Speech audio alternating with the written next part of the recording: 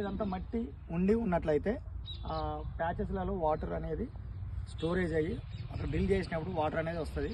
మరి అంత లోతులో వాటర్ ఉందా లేదా అని తెలుసుకోవాలంటే జియో సెన్సార్స్ ఉపయోగించి అక్కడ రెసిస్టెన్స్ని కనుక్కున్నట్లయితే ఎంత లోతులో వాటర్ ఉంది, ఎంత లోతులో క్వార్జ్ బీన్ ఉంది, అంటే హార్డ్ రాక్ అనేది ఎక్కడ ఉంది.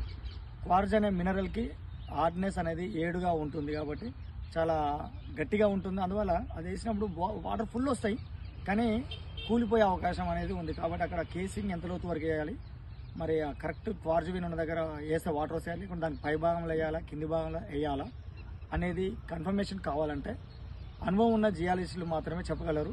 ఏదో మిషన్లు పట్టుకొని మెడకేసుకున్నంత మాత్రాన వాళ్ళు జియాలజిస్టులు అనబడరు. కాబట్టి క్వాలిఫైడ్ జియాలజిస్టులని సంప్రదించి వాళ్ళ చేత మాత్రమే భూగర్భ జల సర్వే చేయించుకోండి. ఎందుకంటే ప్రభుత్వం ఇచ్చే పథకాలు కూడా ఈ జియాలజిస్టులే భూగర్భ జల శాస్త్రవేత్తలు చేస్తారు కాబట్టి